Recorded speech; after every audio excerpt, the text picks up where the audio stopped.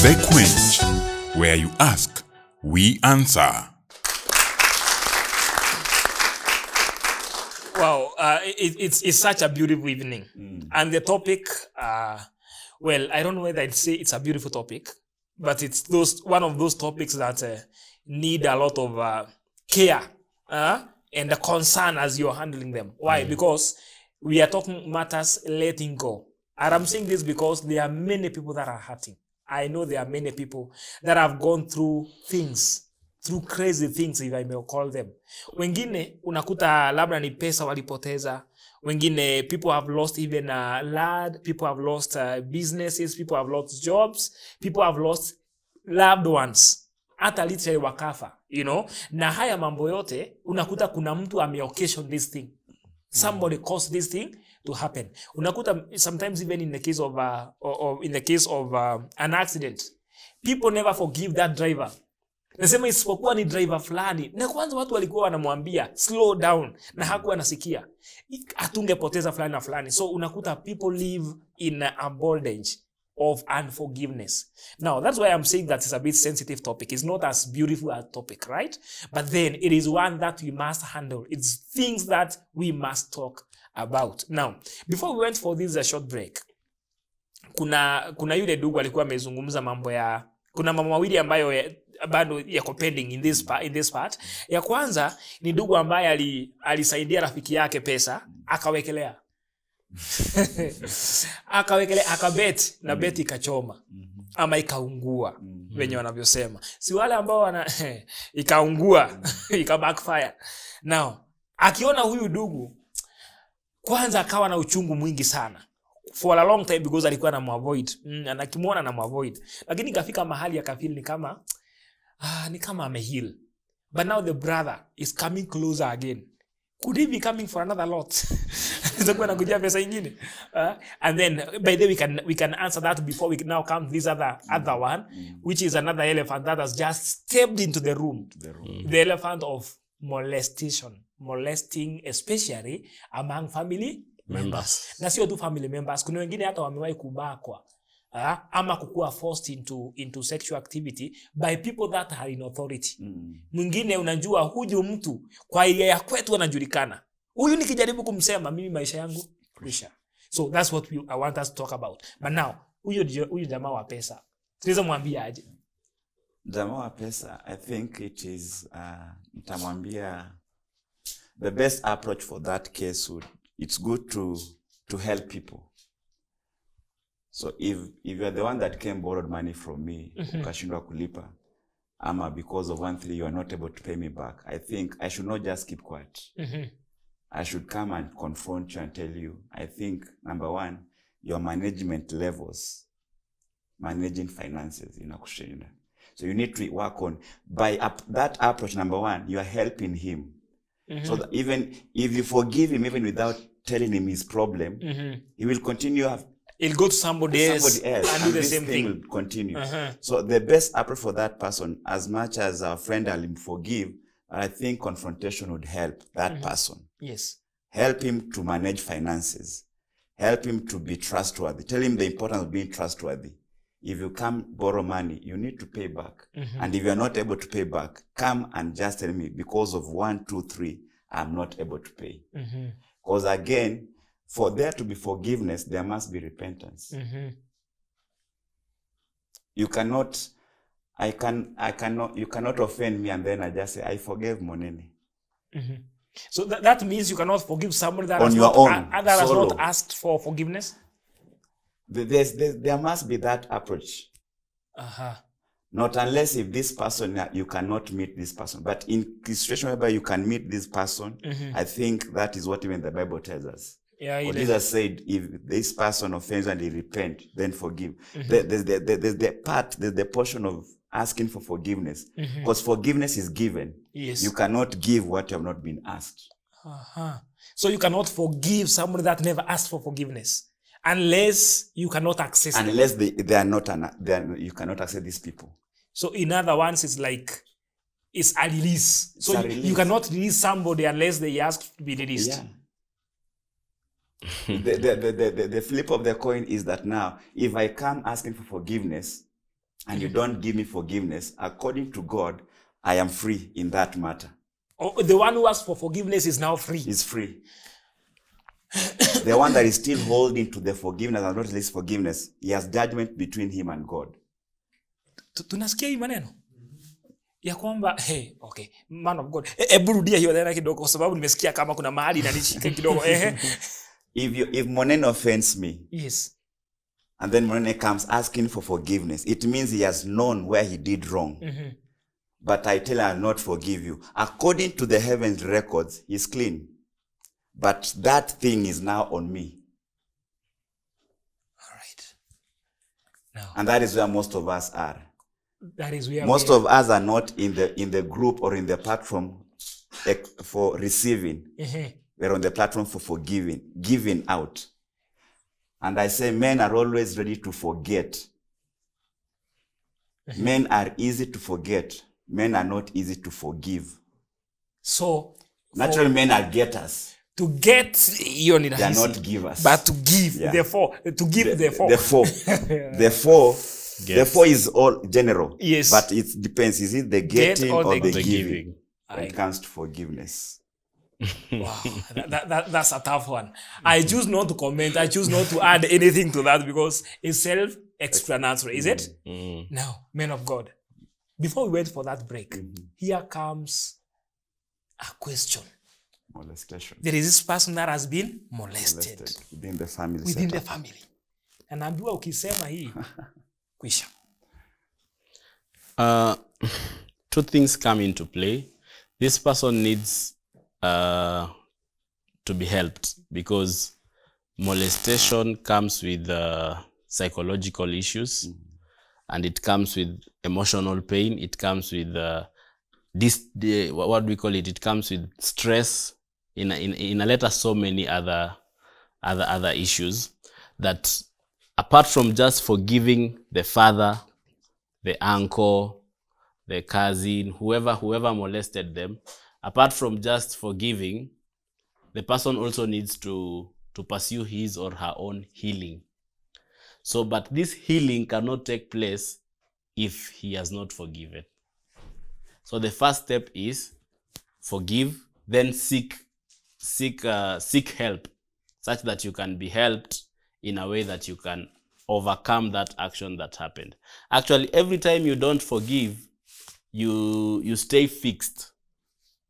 You stay fixed. It's like you have held your life on that one point. Because every time you forgive, we said you have released yourself, now your life starts moving again. But every time you stay on one point, unasema, I was molested. You'll remain on that point. So you need one, to forgive. Two, you need someone to help you to come out of that situation. All right. Because life has much more ahead of you. Life has so much happiness. Life has so much pleasure. God has so many things in store for you, but you must decide to move. Now, man of God, yes.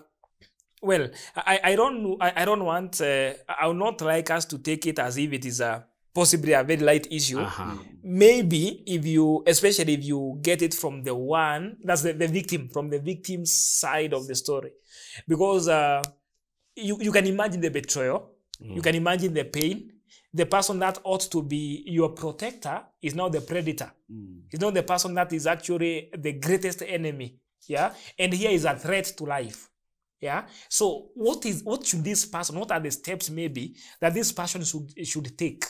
Ndio sasa ahakikishe ya kwamba amepona, ahakikishe ya kwamba maybe ameweza release, to let go. So are there some steps that maybe we can tell person A, B, C that go and do 1, 2, 3 as the steps? Okay, I'll pick the exact scenario. This person is molested and ameambiwa usiambie mtu. And this is your father, this is your parent, this is someone you feel like you honor. This is someone who has authority over you. Yes. So it means there is a cage amewekwa ndani. You have to stay here alone.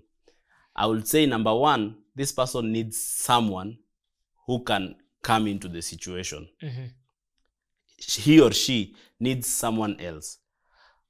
For example, if you reach to a psychologist, you reach to a pastor, you reach to someone in the society that you believe can listen, can hear you out and help you. That is number one. Number two, once you get help, because we always say no weak person seeks for help. That's The true. moment you feel like I will just go through this alone, it means you're weak. Strength is found when you are able to confide in someone else and seek assistance in that matter. So the first step, I would say, break that chain, find someone you can talk to. Wow. Yes. Beautiful. So you break the chain, break the cage from where you've been confined, Yes. and look for somebody to help you. Yes. Now, do we have maybe a member from the audience who can add to that? Yes, we have one right here. Let's have let's hear. You know, sometimes from where the problem comes from, Yes. you Is can there also the get solution? the solution. It's Yes, always there. it's always there. Yes. Hello, I'm Virginia, and kenye ningependa kumwambia wale ambao wamepitia vitu kama hizo. Jambo la kwanza ni ujue Mungu alikuumba na purpose. Hata kama it doesn't matter vitu zenye umepitia huko chini. And then zile vitu zenye huanga unapitia ngumu sana kwa life ni za kukumake ukue great. Because ukikaa pale ukisema nilipitia hii and ninataka kuipeana na my own experience, life experience. I got married at a young age. Na the reason is kwenye nilikuwa nimetoka nilikuwa napitia challenges kwenye nilikuwa ninalelewa, and then si kupata love. I was feeling rejected, and then I thought nikiolewa maybe huyu mwenye ananiambia ananipenda nitapata maisha poa. Then nikaangukia kwa the worst.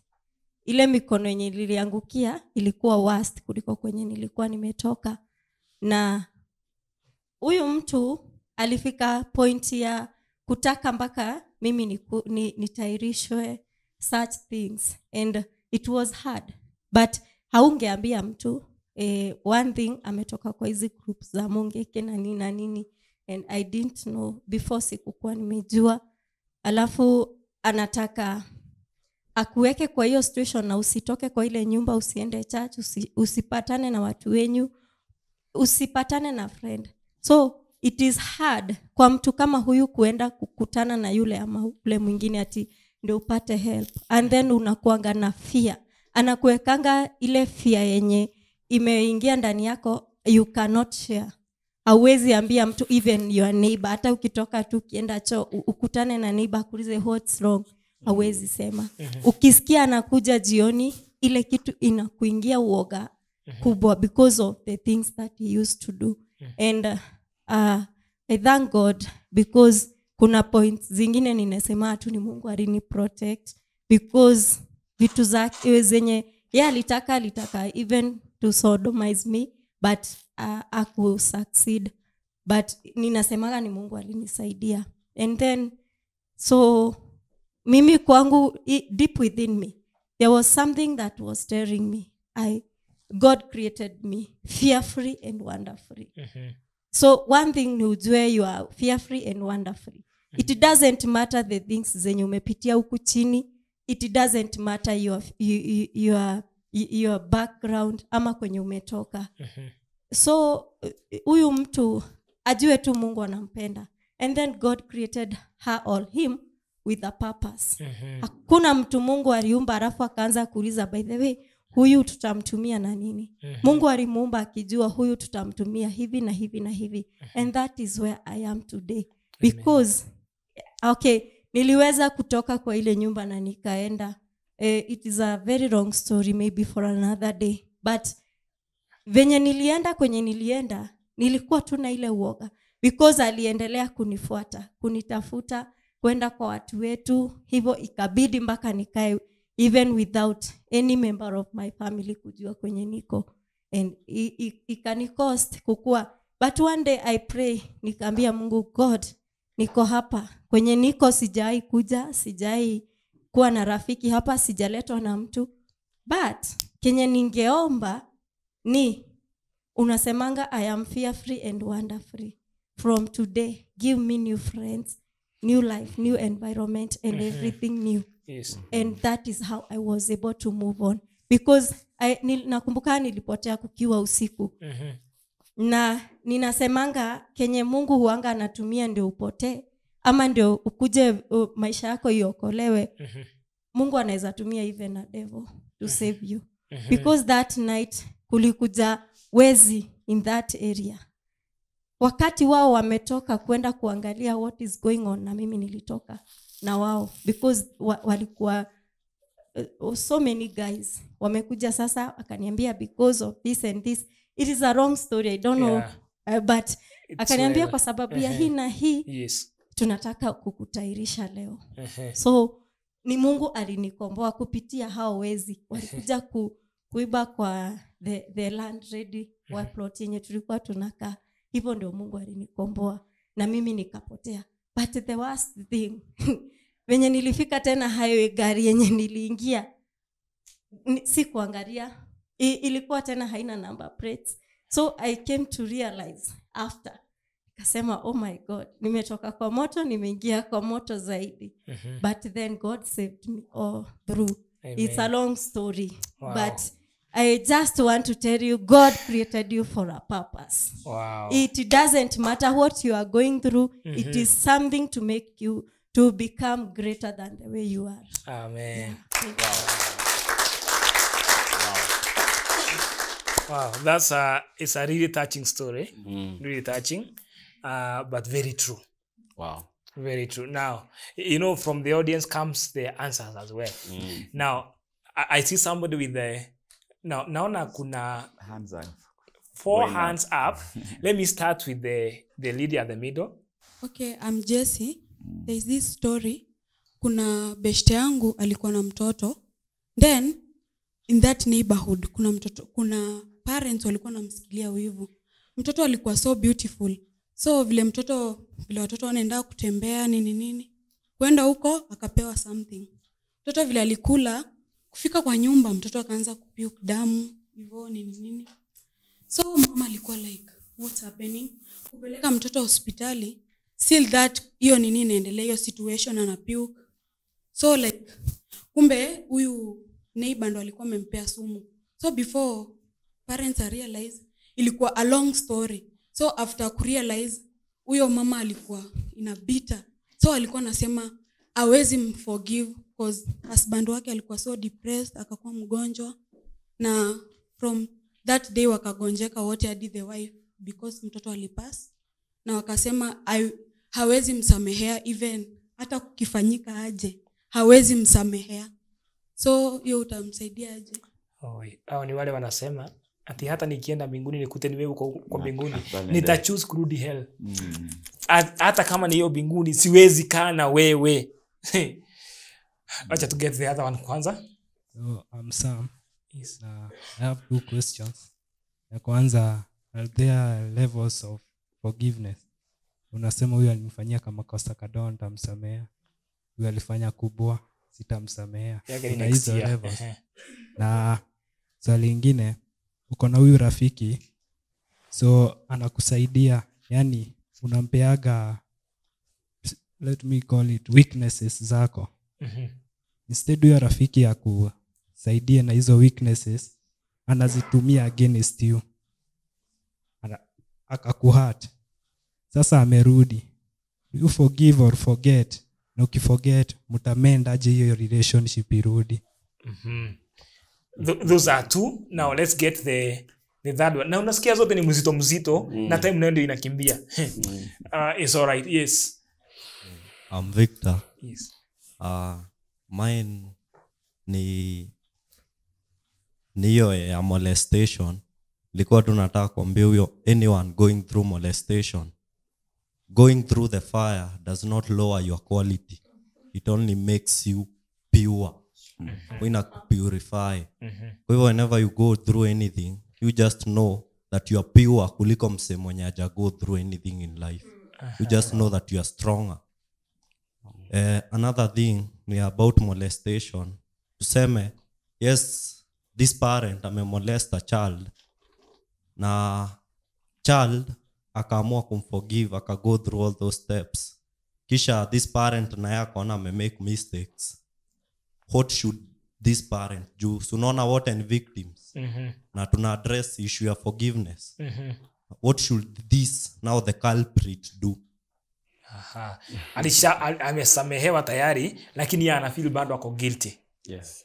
Now so here are about three issues here, and 3 minutes. There are 3 issues and 3 minutes. So can we handle all these issues in the 3 minutes? Mimi hata nikiwa siongei sasa chochote. Number 1, I'll say there are no levels of forgiveness. We can't say that he nimeforgive kadogo. Forgiving is forgiving, but there are levels of healing. Just like Pastor Mark said, the situation yenye ilikufanyikia or whatever happened ndio huwa ina determine the amount of pain you feel. So letting go of the pain, that is healing. But forgiving is the same thing, just determining to forgive this person. But healing is different depending with the situation. I will also just put across a statement. Failing to forgive, mtu akikukosea, failing to forgive does not undo the hurt. It only increases the pain. So hata usiposamehea huyo mtu, haitafanya ati akuwe hakukataa kulipa deni yako, alikataa. So the best thing you can do is to move beyond the situation that happened. Forgive and move on. Like in the case now ya mtoto mwenye alikuwa poisoned and akafa. Exactly, because if it's painful, but the truth is, even if I don't forgive this person, I lost my kid. I cannot undo the fact that that child was poisoned, but I can only let go of this pain by choosing to forgive, by choosing to let go, by choosing to release this person and saying that, yes, you did this to me, but I am determined to forgive you. Then once you're determined to forgive, you now start pursuing emotional healing. Yes. Wow. Now, maybe, Pastor Mark, there is this other issue. Yeah, the culprit. How should we deal with it? What should the culprit do? Wewe mshamsamehe labda usha let go. Lakini yeye sasa maybe after 10 years, you na realize yenyewe nilikosea. What should this person do? At the very point of realization that nilikosea mtu, that point itself, it's the point where the culprit anataka kujiset free. It means for this time that amekuwa aja realize and come into his senses, bado amekuwa kwa ile prison tulisema. Because we said unforgiveness is the only prison that the inmate has the keys to set himself free. Yes. So when that day comes and they feel that now I need to go and ask for forgiveness, that's the day of his freedom. So how do you handle that? You forgive. You tell him, by the way, I forgave you a long time ago. Now you give him what he wants. So it is all about realization. So can we have something like somebody asking for, how can I make right for what I did? I will just to add on what Pastor Mark is saying. It is one thing to forgive people. It is another thing to forgive yourself. Most people that are tied in bondage, most people that are stagnant, is not because someone else messed them up. It's because they messed up on their own. Say, how could I have done this thing to my daughter? How foolish could I have been? Yes. So it takes courage, it takes boldness, it takes determination to say that I want to forgive myself. And it begins by asking for forgiveness. In fact, the hardest thing to forgive is yourself.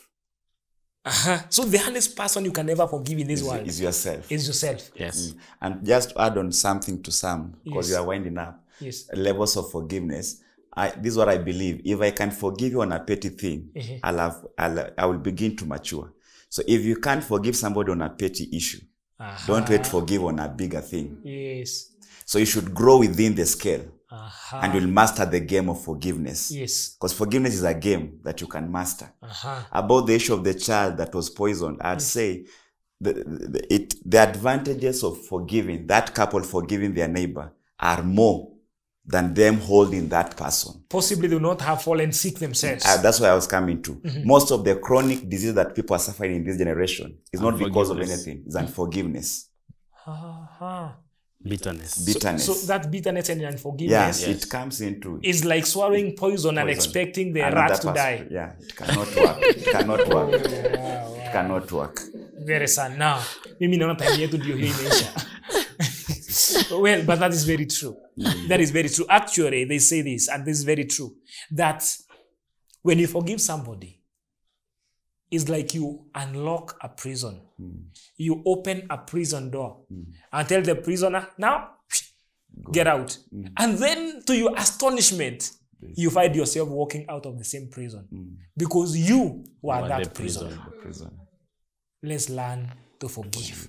Now, men of God, mimi naona time yetu imeisha na imeisha kabisa. In fact, nilianza kuambiwa kitambo time imeisha. Nikasema that point lazima imeisha. Na sasa nikasema okay, we'll meet next time for the on a lighter note. Msijari, that will be on next time. Thank you so very much for keeping watching this program. Thank you so very much for loving us. And let me tell you something, we love you so very much with the love of God. This is a quench where you ask and we answer. And until next time, same place, same time. See you and keep safe. And forgive.